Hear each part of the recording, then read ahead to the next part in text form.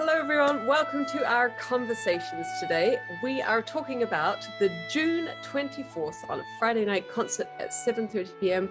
The HPO at the First Ontario Concert Hall. We can't wait to see you all there.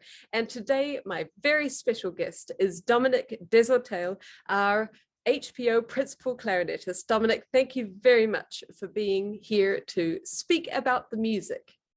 Oh, thank you, Gemma. Nice to do this today. Absolutely. And we're going to talk about Mozart's Clarinet Concerto very soon. But I wondered if you could tell us a little bit about your musical path, where you began, what got you enthusiastic about the clarinet, and how it's brought you here. Oh, what got me into the clarinet? I think I played my first musical experience was playing the recorded flute in 5th grade. And I thought I would play the saxophone at some point, and I played saxophone, and I was not very much in love with it. But I tried the clarinet, so I was in that would be the equivalent of 8th grade. So I was about 15 years old, and I started playing the clarinet, and decided right away that that's what I wanted to do in my life. And so I went to study in music, and eventually that led me to different universities, different cities. And started working. My first job was in Brazil. And so I was there for 5 years, and I was principal clarinet in one of the main orchestras there.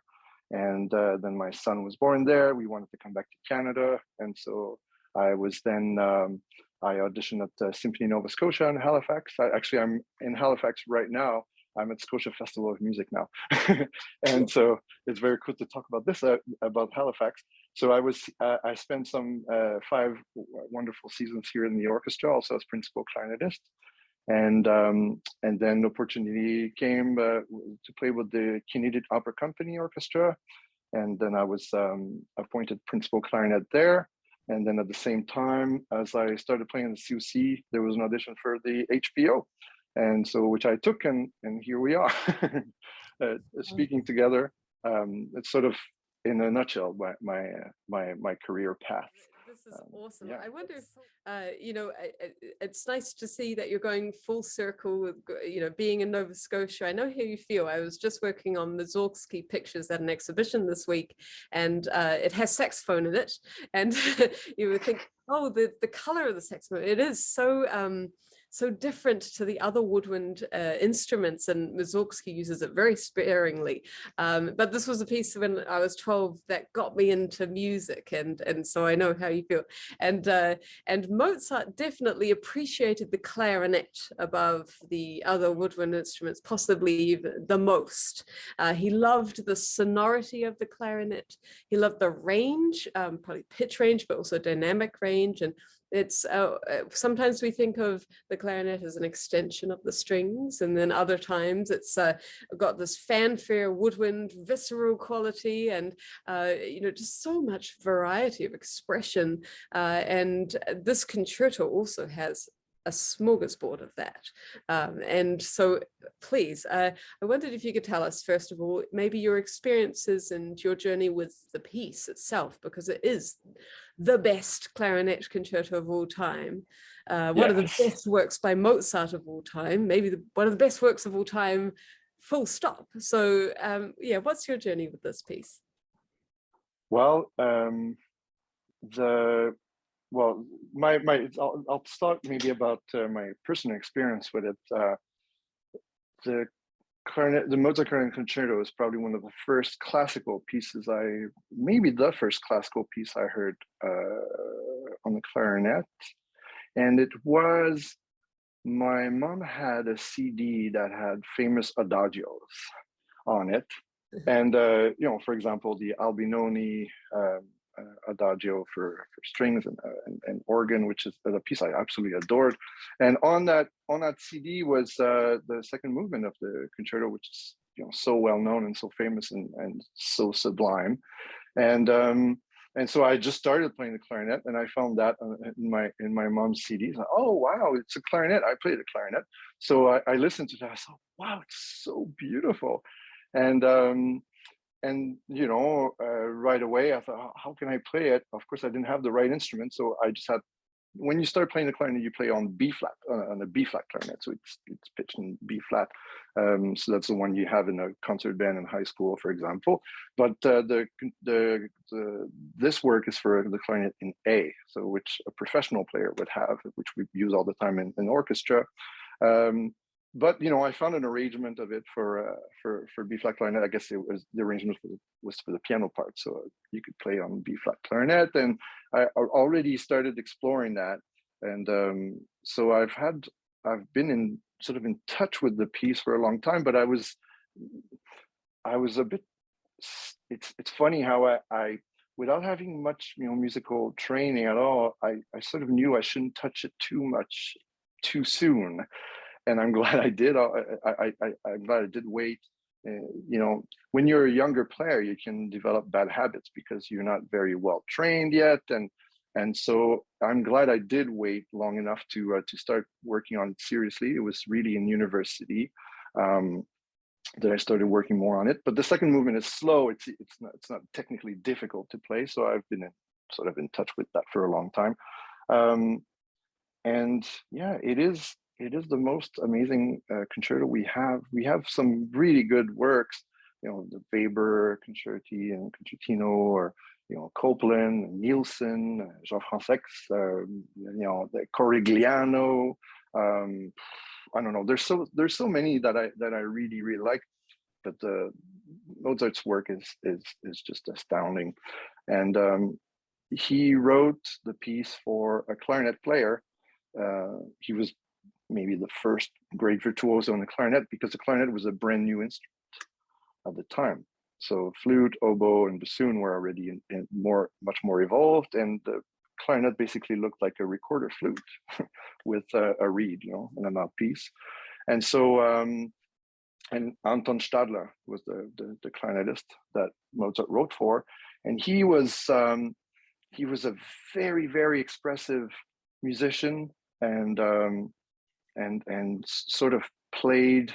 Mozart would describe him as playing as like a singer, on the clarinet, and so it is perfect for Mozart's world. Mozart, which I find is always opera, and this piece is no exception. It really is quite operatic in a way. It's full of character.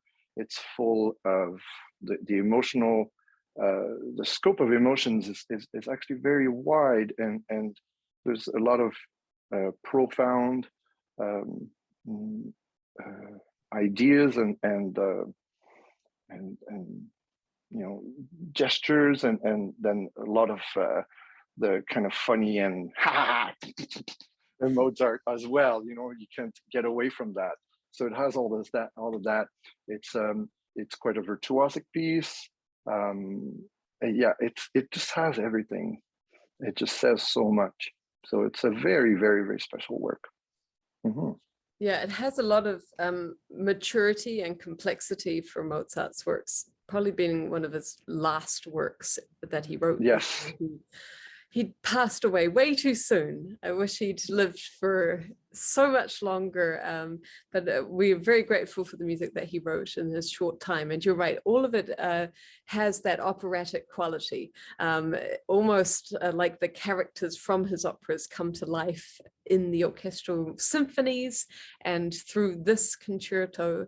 And it feels so sunny and merry and jolly, and then the minor keys come in and give us that dramatic darkness or sorrow, and so we'll be feeling this journey together, and I can't wait. It's going to be absolutely magnificent, and we've already been able to enjoy your work, Dominic, with the Mozart Clarinet Concerto because of this second movement, and I could already tell your passion and your deep sensibility for the middle movement, which has that spiritual, heavenly quality that has just the strings so softly, gently caressing underneath, and then it has that wonderful form and structure that gives us a sense of profundity as well in the middle, and so it's just finding finding this, we found this online because we had the pandemic. We weren't able to perform it on the date that we really wanted to. And there is an online performance that we did with behind the scenes information, you know, with a metronome, a click track that everyone was following, and with detailed emails back and forth saying, I want to take a bit of time here. I want to see this balance here. I want this phrasing, length, articulation. And you were such a great collaborator in having that conversation online, Dominic. So thank you very much for that preview of how we will organically and naturally feel it, breathe it, sense it together on stage. Yes. And we've talked quite a bit about the second movement. I wonder if you might be able to give us a little walk through or a sense of your approach to the first and the third movements, perhaps for our audience, what to look forward to for them. Yes. You know, I always find that in particular in the first movement is where I find there are a lot of different characters. So to me, there's a soprano and there's a baritone. It sometimes seems like it would be almost like I wonder if it's like a father and daughter sometimes in the arguments that could arise, or maybe it's not the daughter, maybe it's a younger boy that has a higher pitched voice. But there are these very contrasting characters, and depending on the range of the clarinet.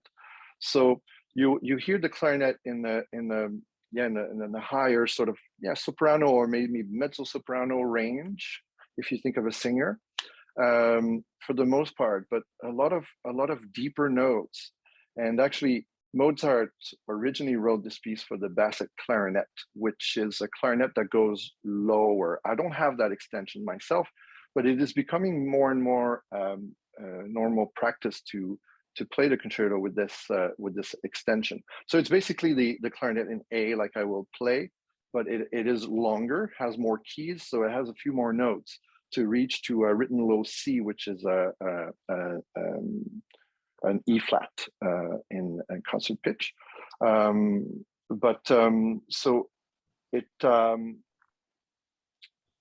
no, what am I saying? It's a concert A. It's the other way around. So concert A in regular concert pitch.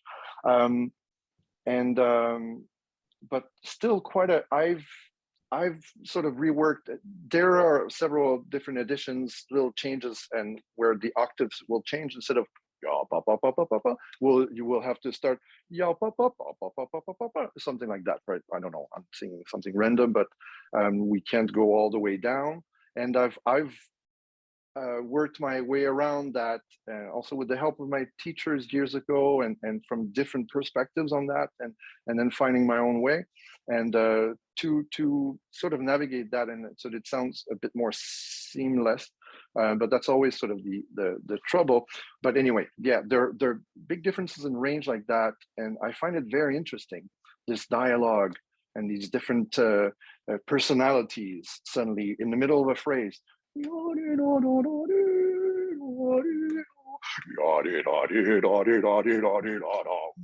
know, right away after, no, it's okay, and so it's you know, things like that to that one could look for and listen for. It sings very much. There's so many there's like so many stories being told in that movement. It's very bright and hopeful, and yet it has a lot of profound moments, quite virtuosic at moments. Then going to second movement, yes, which we just talked about, is this beautiful slow movement. And then the third movement is a rondo, and so it's in 6, and it should be sort of a dance in a way, and is very, very uplifting and very bright sounding, even more virtuosic in nature. But still we hear all the vocal qualities still. So it's like, it's almost like the clarinet throughout these outer movements is sort of an enhanced voice, right? It's a voice with buttons. It's a voice that can do a lot of big leaps in registers, that can play fast and being very agile. So I sort of see it like this, not as an instrumental piece, but really as a vocal piece, but as enhanced as a, with the help of the physical possibilities of the instrument that the clarinet has. Absolutely, I totally agree. It's showing what the clarinet can do. It's such a versatile instrument, but also showing that the clarinet is like a singer, an opera singer, and many different characters at that, because of the variety of tone. You can have the coloratura for fast passages, or the soft melodies that sustain for long lines, or the accompaniment that allows for the other players in the orchestra to shine and then you have the massive leaps and the range. For those of you who were saying, what is Dominic talking about with the A and the C and concert pitch? Well, concert pitch is what we hear, and that's the pitch if you're going to play it on the piano, for example. But when clarinet is an A and Dominic reads on the line, it says that is a C on the music, that will sound an A. Minor third lower. So it's very complicated, but makes sense because the instrument. Don't worry about it, people. Don't worry about it. But it's going to sound harmonious and beautiful. And we love this piece, and we are just so looking forward to you performing this as our soloist. Dominic, thank you so much for being with us today. And for everyone else, we also have, we have Mozart's Clarinet Concerto and Prokofiev's Classical Symphony put together, because Prokofiev was inspired by Mozart's music and the symphonies of Haydn to create his classical symphony. And then we have 2 Canadian works by Toronto-based composers also on this program. To start, we have Music for a Celebration, which is a great way to end our season with music that is celebratory. And then we have also by Matthias McIntyre, Yangon Connection, based on his experiences on his year in Myanmar. So we can't wait to see you with this exquisite music. Thank you again, Dominic, and we'll see you all very soon at the First Ontario Concert Hall at 7:30 p.m. on a Friday night on June 24th.